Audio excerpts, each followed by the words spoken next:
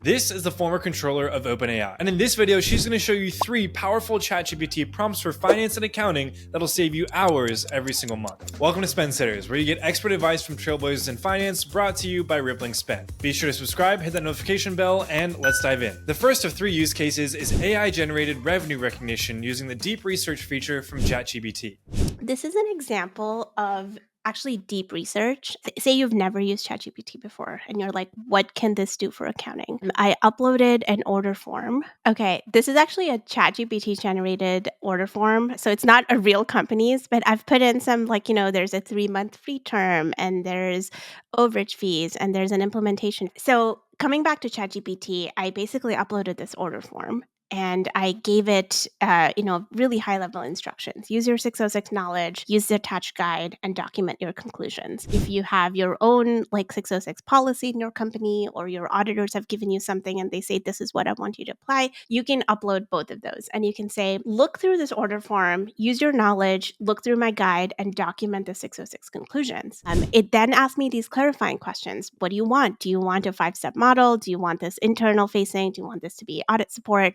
And then what I do is I copy paste that and I basically give it a response. So here I'm saying, yes, I want the 5-step model. Documented internal memo is fine. I don't want prelim guidance, just give me a final position. So it took 9 minutes. And the reason deep research takes a little bit longer is if you go down, you can see that everything is cited and sourced. Even if you don't need it to be that way in your own memo, it's really helpful when you're going back through it and being like, why did you think this? You can go and cross-check yourself back to the source. But here is its output, and putting a background together, and honestly goes through the 5-step model pretty well. Now, if your company says most of our order forms are basically the same and we don't need this super full on memo for every single order form, I just need you to put it in a table format, it can do that. You can then say, okay, now that you've documented the table in this way, extract key contract terms and put it also extracted in this table. And then you can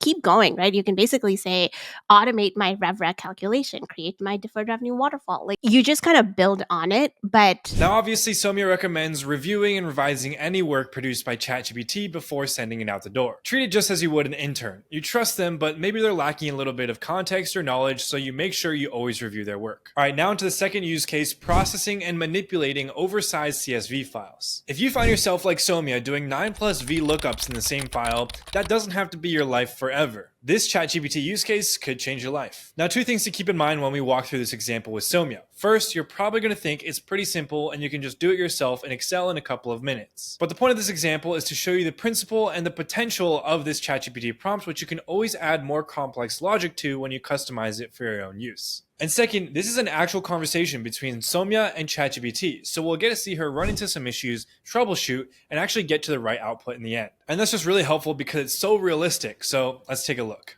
Today's example, of course, I'm going to oversimplify a bit. It is, you're going to look at it and say, I could do this in 2 seconds in Excel, but that's not the point. You can, of course, take much more complicated logic and turn it into Python. You'll notice that I'm starting with just the column headers, right? And I just said, I have a CSV file with these columns. Now, if you're worried about sensitive data or if your data is just too big and you can't be bothered to upload the whole file, or ChatGPT says your file is too big, the cool thing with this kind of approach is you don't actually care about the data at all. You only care about the headers because the things you're doing are at the column level. So I start with the headers and okay, it understood what this is. And it's like, what do you want me to do? Now, this is how I talk to ChatGPT, which is a little hard to read for a human, but you can basically just go stream of consciousness on it, right? You can say, me a Python script, filter out this value. If anything has subscription 1, take it out. I don't care. I want you to do some mapping. So if it's subscription 2, put it in cost of revenue. 3 and 4 are R&D. 5 is S&. If there's some other subscription value that I don't know about and I haven't explicitly told you, just dump it in G&A. I like doing this because sometimes if you don't put a catch-all in there in the logic,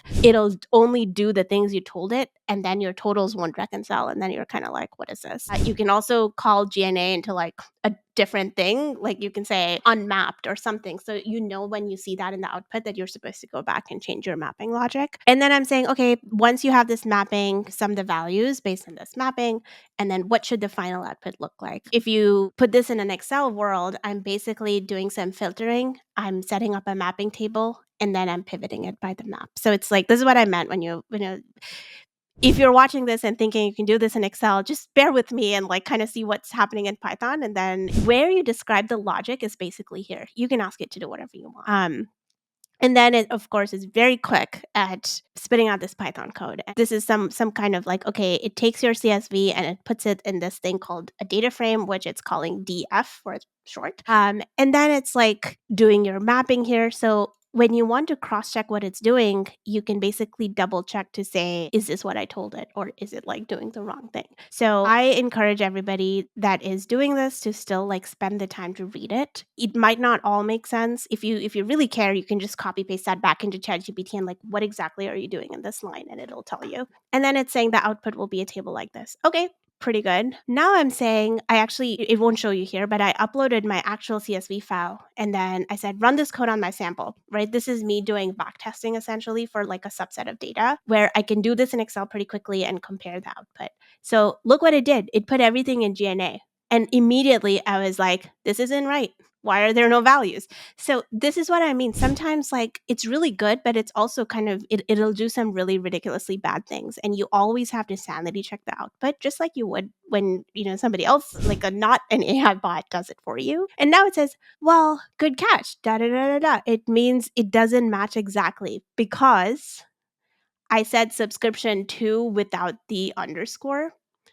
But I didn't even have to teach it how to fix it. It was just like, oh, it's because you said it without the da da da, but like actually it's like this. Let me fix the mapping. And in theory, I should have caught it here, but I was just kind of skimming over, right? But like part of it is don't accept the first output, but when you tell it something's wrong, it's like much better at going and fixing it. So now it says, okay, this looks much more like what I'm expecting. And then I said, okay, format this because like, sometimes the numbers get big and I'm like, I don't know how to read this. So it can, of course, do little things like that. Now I'm like saying some of the total values by each ID so I can make sure it's like, actually mapping and applying it in the right way. And then it did it, but then it dropped subscription 1. And I was like, well, how do I know you're filtering out the right amount when I'm adding it back? And now it complains and it says, you told me to filter out subscription 1. I was like, all right. I don't know why I read it with sass, but I just imagine it. And then I said, okay, fine. Just like, I know I said it, but just like put the full table without the exclusion. And then it does it. It's pretty funny.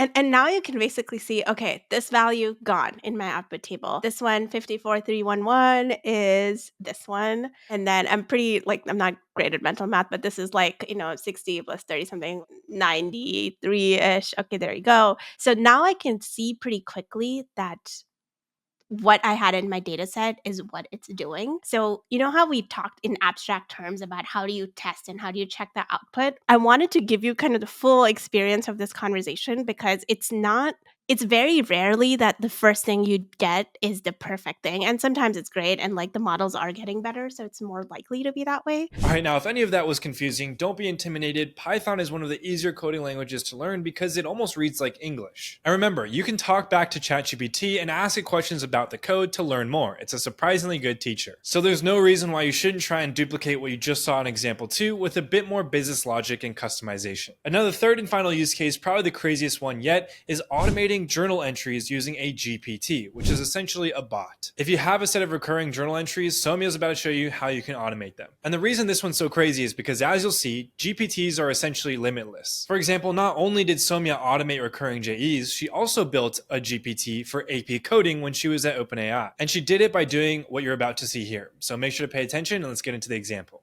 So I have a sample file here. You can imagine this is my monthly like sales tax, dump from my provider. And then I'm going to say, can you please run the GPT and create my JE?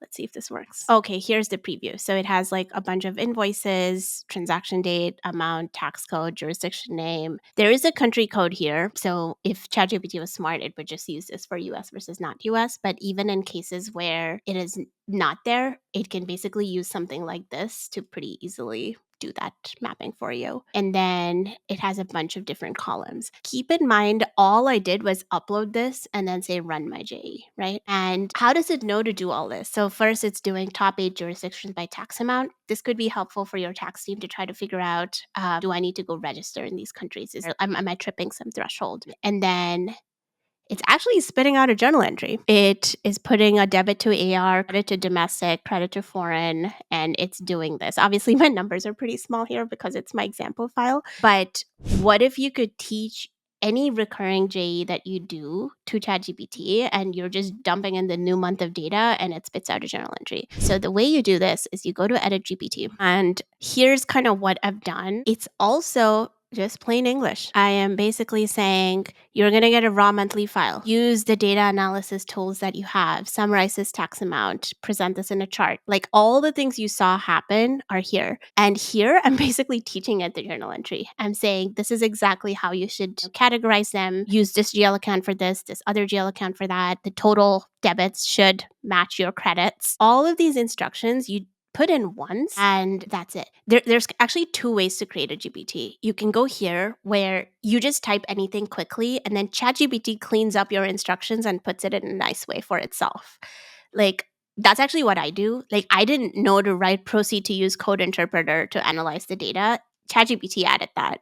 I just said, I'm going to give you this raw file data. You see this like box on the right? You can essentially test with sample data and see what it's going to do. So it's very, very similar experience to just like using ChatGPT in general, except you can do this for yourself, you can do this for your team. It just remembers it, and that way like you can do this for your equity J's, any kind of monthly activity that you have that has the same input. You could actually also do this for your close reporting. You could say, I'm going to upload my month-end financial. This is my monthly P&L actual. This is my P&L budget. I want you to build these charts for me that you can then put in your monthly close stack. There's kind of no limit to this. You can train it to do anything. The CFO at OpenAI, we would give her this like 80-page close stack every month, and she had her own GPT to summarize like the top 3 or 5 insights, and it was actually really good. By the way, if you want the exact instructions that Somya just used to create that automated JE GPT, as well as her own prompts for revenue recognition and manipulating CSVs from earlier in this video,